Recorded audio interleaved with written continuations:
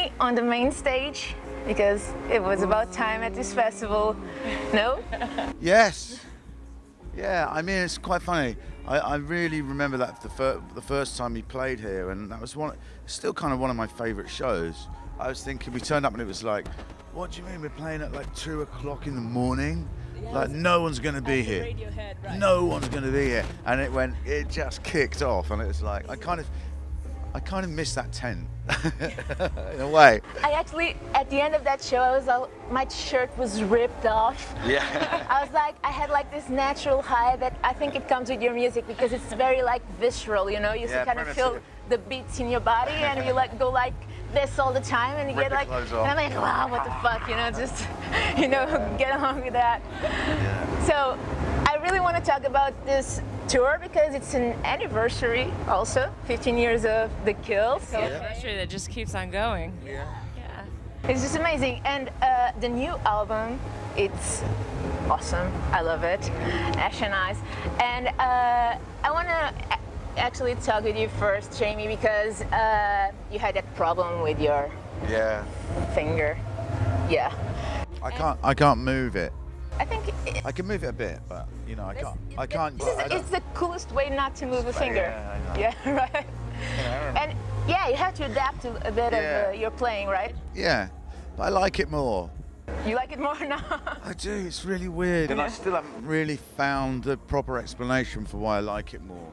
I think there is something to be said for when you're restricted.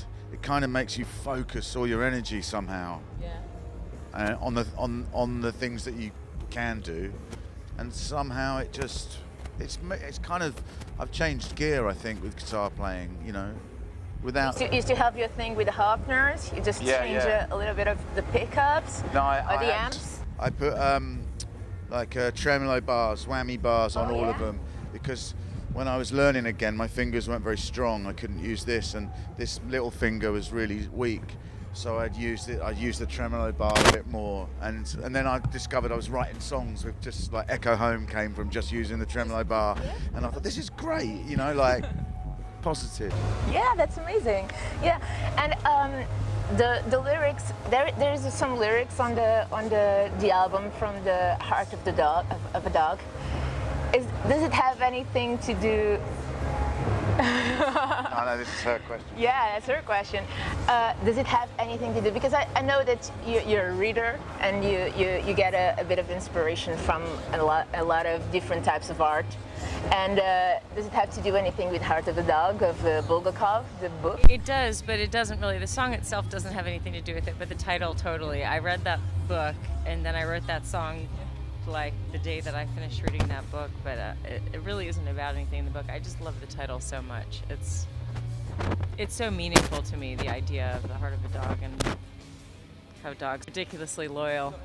Yeah. Yeah, it's happened a few times where you just come up with a title. I mean, I can look through my notebooks and I've got whole like albums, imaginary albums worth of just song titles, and then I'll go back to them and they'll inspire me to like write a song, you know. When will you be singing again? Because I miss like the Wild Charm thing. Oh, thank you. Thank you. On our next record, I'm going to be doing all the singing. Alison will be playing guitar. So but it would be cool it's going to be groundbreaking. But it's like totally do that. You're a great guitar player. You're a great singer. Thank you. That is the coolest thing. But that's the thing with the Kills. I don't see you as a guitar player and a singer. It's like, and it's you and Alison. It's Alison and you know. Even if you couldn't play the guitar anymore, just like this stuff with your feet or yeah, but I think when Kills, you know we've talked about this before, and Alison, when she writes songs and then when the little guitar thing she plays, like she's imagining, like channeling me when she's playing guitar, like trying to imagine like. With her sort of what she perceives as her weakness, she imagines it like being channeled through me and me playing it in all its power. And that's exactly what I think when I write songs and I sing them.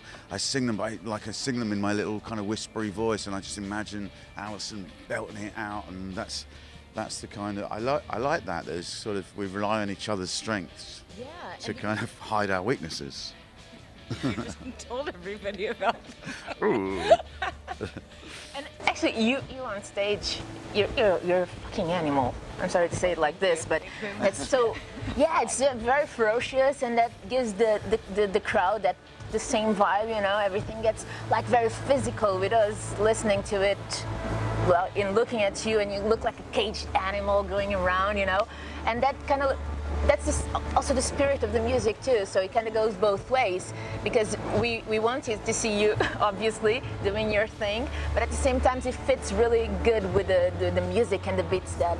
I mean, I think, you know, anything I'm doing on stage is being completely inspired by the music, and it's, you know, I'm kind of like, I'm doing what the music tells me to do, but also I'm doing what the audience, you know, is giving me back. That's a crazy whirl of energy, you know, between you and an audience of people that vastly outnumber you, giving you this energy, and it sort of makes you faster and stronger, and, you know, like all these different like physical things happen for me when there's that much adrenaline and that much energy flying around.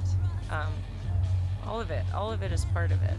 Is it different, like this chaotic kind of festival vibe, because and schedules and everything, than it is a show of your own? A little bit, because you don't get to sound check, which is always it's kind of like Living on the edge. it is really a little bit, you know. At least you know that in fact sometimes there's this kind of old adage, this old myth that we always say, you know, if you do a bad sound check, then the gig's going to be good.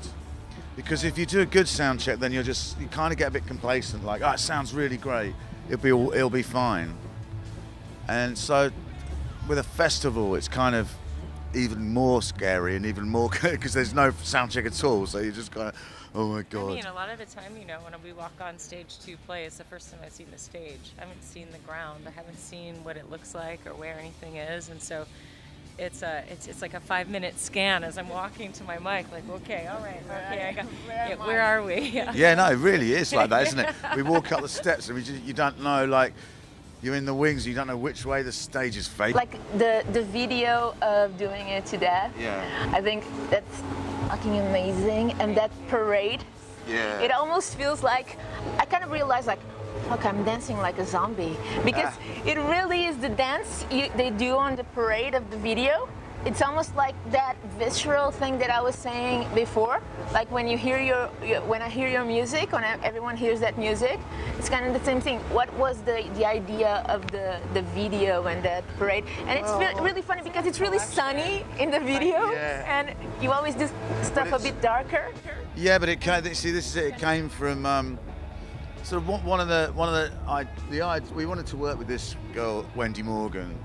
Like, her work was really great, and she came back with this idea, and it was like she'd just taken it quite literally, and it kind of made me laugh to start with. It was like doing it to death, and it was like, she sent all these kind of like funeral videos, you know, but they were funeral videos in places like Ghana, where they were all dressed up amazing, and they were doing these crazy dances with the coffins on their shoulders and bouncing them up and spinning around, and it was everyone's like having a party, you know, and it felt, you know, after like laughing at it's not about death, and then I just sort of saw these things, because they celebrate death, and I thought, in those countries, this is amazing. Like, it's like celebrate death. No, like they celebrate the life that people had. If it was good, like if it was a child, if it is a child, they mourn. But if it is someone that lived a long life and they had a full life.